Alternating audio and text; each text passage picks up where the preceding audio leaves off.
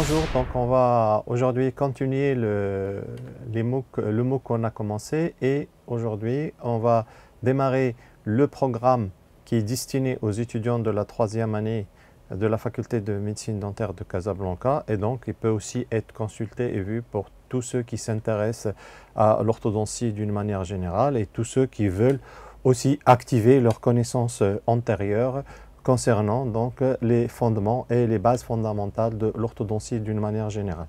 Donc aujourd'hui, on va parler des définitions et terminologies en orthopédie dentofaciale. Donc c'est un chapitre essentiel, introductif, qui va nous permettre d'avoir toutes les connaissances nécessaires par rapport à la terminologie et le vocabulaire utilisé en orthopédie dentofaciale. Donc avant qu'on entame ce chapitre, je voudrais faire un aperçu sur l'ensemble du programme qui est destiné pendant ce semestre. On va faire aujourd'hui définition et vocabulaire et terminologie orthodontique.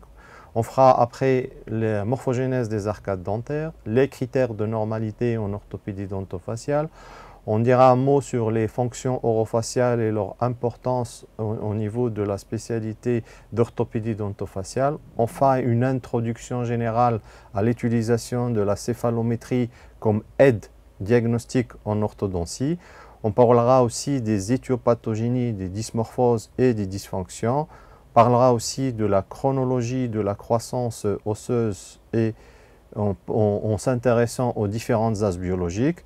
Et on fera aussi un petit chapitre introductif qui va nous permettre de vous initier au phénomène de l'histophysiologie de déplacement dentaire, qui est un phénomène indispensable à l'orthodontie et qui constitue donc la base de la compréhension de déplacement dentaire d'une manière générale. Je vous présente aussi sur le slide que vous voyez ici le programme DTP qui serait en support pendant le deuxième semestre, une fois que le programme théorique a été présenté. Donc aujourd'hui, on va commencer par les définitions, par la terminologie orthodontique d'une manière générale, et on suivra le plan suivant. Donc on parlera de l'étymologie, on définira ce que c'est qu'orthodontie, ce que c'est qu'orthopédie dentofaciale.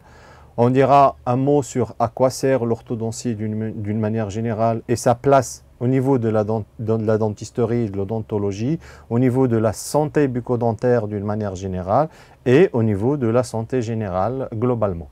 Et on va essayer d'étayer la terminologie orthodontique pour que les gens qui s'intéressent à l'orthodontie, vous, en tant qu'étudiant, vous compreniez les termes qui vont être utilisés en orthodontie d'une manière générale. Donc, on commencera par l'étymologie et on commencera par orthodontie. Donc, si on s'intéresse au terme orthodontie, on le sépare en deux parties. Vous avez un préfixe qui est ortho et un radical qui est dentie. Ortho veut dire droite, rendre quelque chose droit. Rappelez-vous, en géométrie, on parle de projection orthogonale. Donc, c'est une projection qui va faire un angle à 90 degrés. Et puis, vous avez le terme odontos, odoïus, qui vient du grec et qui désigne la dent. Donc, orthodontie, ça veut dire quoi? Ça veut dire rendre les dents droites entre elles, droites avec celles qui les entourent et avec celles qui les animent. Et aussi, doivent être droites enfin, pour que dans leur rectitude et leur bonne correspondance, les dents réalisent une harmonie au niveau des arcades et au niveau des formes pour assurer bien sûr les différentes fonctions qui sont imparties à l'appareil stomatognatique. Le deuxième terme qu'on va définir, c'est orthopédie. Toujours, on va retrouver le préfixe ortho et le terme pédie. Donc, le terme ortho, ça veut dire rendre droit, ce qui veut dire à l'origine le redressement de l'enfant, surtout en ce qui concerne ce squelette et sa croissance squelettique générale.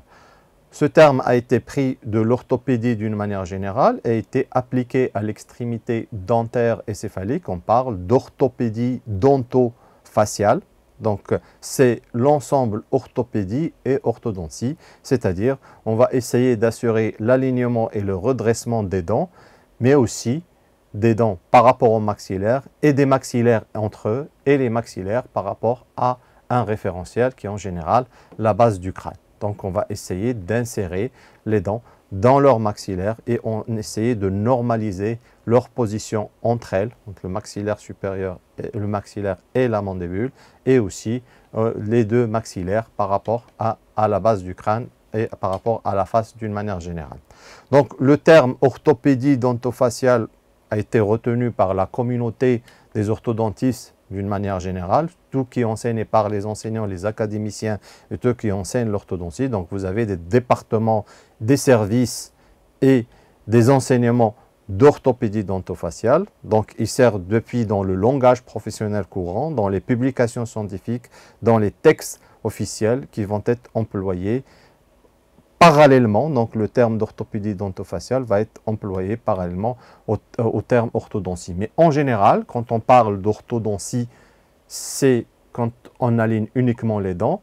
Et à chaque fois qu'on va agir sur la croissance des maxillaires, on va parler d'orthopédie dentofaciale, de telle manière que l'orthodontie serait incluse et intégrée dans le terme général d'orthopédie dentofaciale. Donc voilà pour les définitions d'orthodontie et d'orthopédie.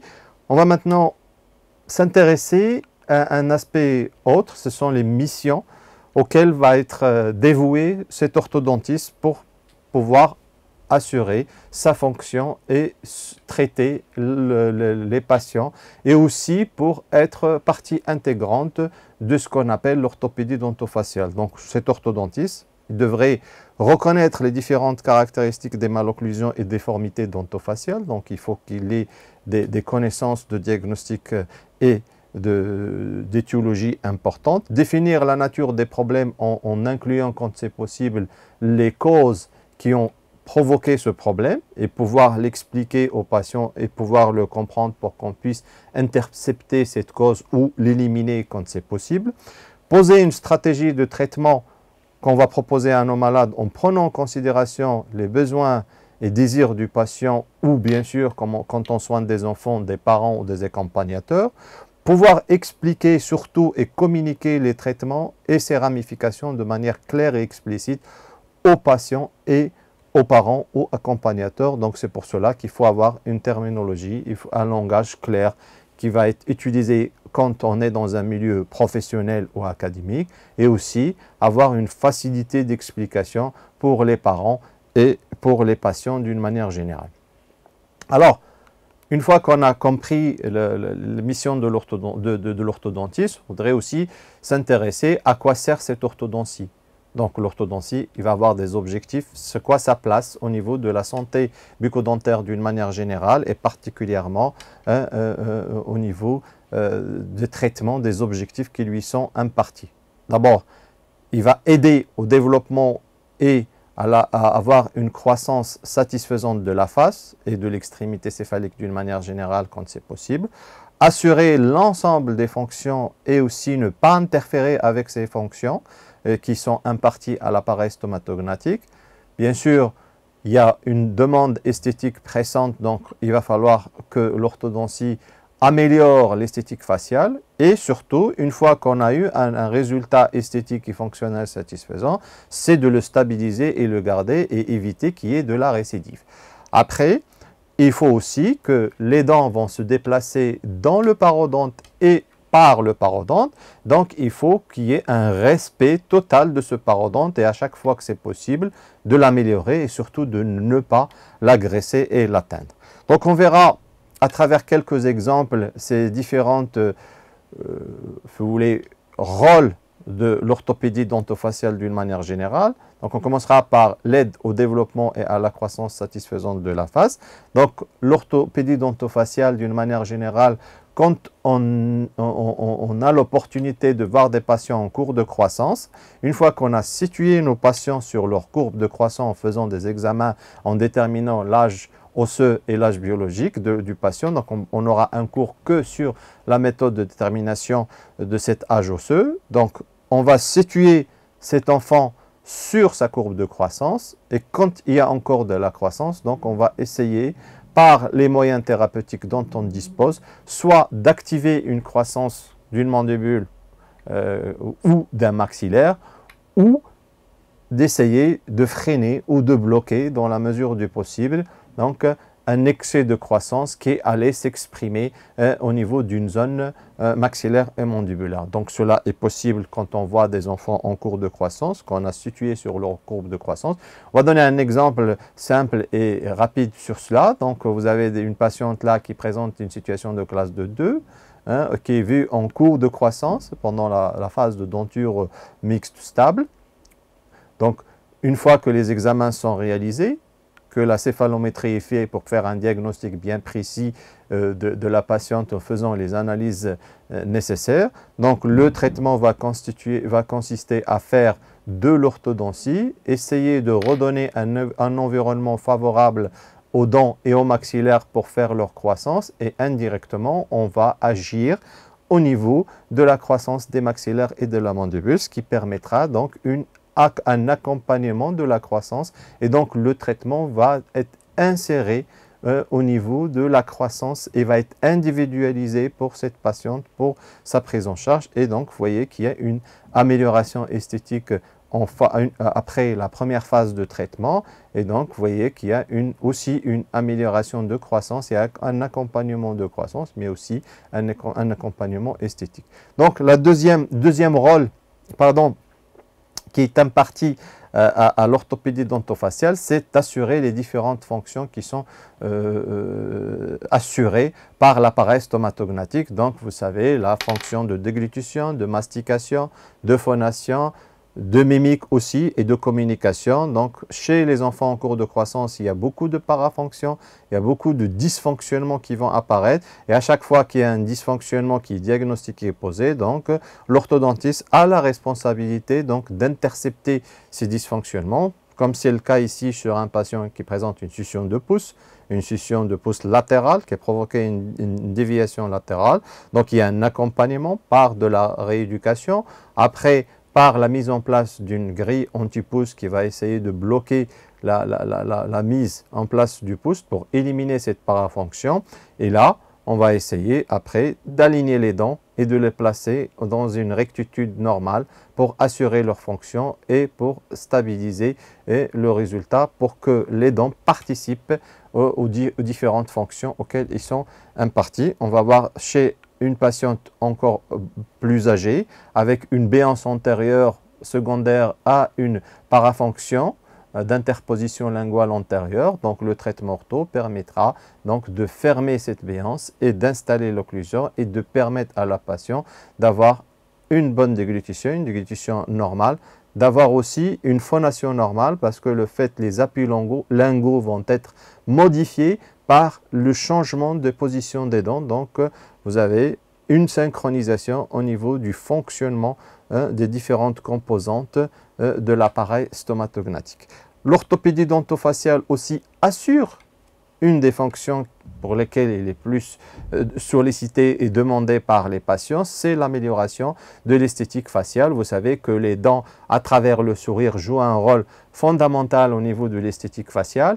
Et par là, lorsqu'on améliore l'alignement dentaire, on améliore la qualité du sourire et donc il y a un impact direct sur l'apparence faciale de nos patients. Donc comme c'est le cas ici, donc l'alignement et le positionnement correct des dents par rapport aux lèvres et par rapport aux arcades, par rapport aux dents, donc donnera une meilleure insertion de ces dents dans l'esthétique faciale globale et donc on va avoir une amélioration de l'esthétique faciale, mais aussi il va y avoir d'autres effets par là, une amélioration de self-confidence, de la confiance en soi, de self-esteem aussi, l'estime de soi, et aussi de la confiance sociale d'une manière générale. Donc on peut aussi agir au niveau de la qualité de vie de notre patient et donc la perception de leur état de santé va être différente avec l'amélioration de l'esthétique faciale d'une manière générale. L'orthodontie aussi devrait aussi éviter les récidives, donc pas une fois que le traitement est fait, et donc on ne devrait pas revenir à l'état initial, soit partiellement, soit totalement. Et donc, quand on fait de la bonne orthodontie, en mettant de bonnes contentions, donc il y a une stabilisation du résultat qui permettra d'éviter les récidives d'une manière générale. C'est ce qu'on a eu sur ce genre de patient. Donc, on a un accompagnement durant toute la durée du traitement et donc il y a une stabilisation du résultat. L'orthodontie aussi permet d'améliorer et de ramener une meilleure qualité parodontale à chaque fois que c'est possible, même chez les patients qui ont un parodonte réduit. Donc le tout, c'est de ne pas provoquer tout d'abord primum non nocere. Donc quand on intervient, il ne faut pas nuire. Tout d'abord, ne pas nuire. Et à chaque fois qu'on peut, par nos traitements orthodontiques, améliorer la qualité de parodonte, donc c'est un élément supplémentaire, comme c'est le cas chez cette patiente qui présente déjà un parodonte réduit. C'est une jeune patiente qui avait une parodontite agressive, donc chez qui le traitement orthodontique a permis de remettre les dents en place, et donc ça permet d'avoir un environnement, une architecture parodontale qui est beaucoup plus favorable chez cette patiente. Donc voilà un peu le rôle de l'orthodontie d'une manière générale.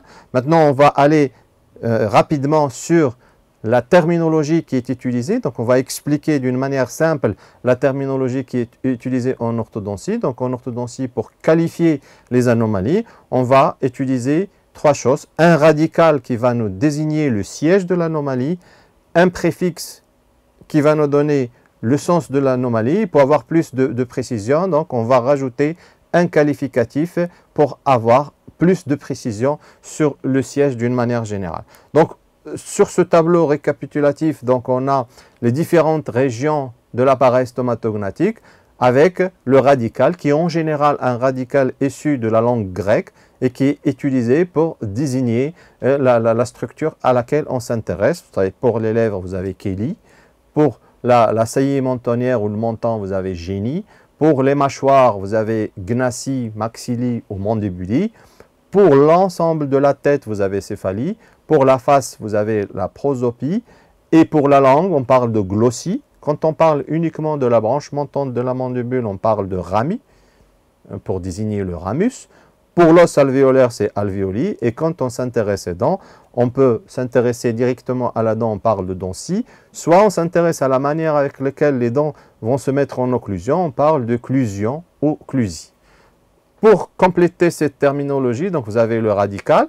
Après, on va rajouter un préfixe qui va qualifier le caractère normal et indiquer soit dans le sens vertical, soit dans le sens sagittal, soit dans le sens transversal, soit nous donne une idée sur les anomalies de volume.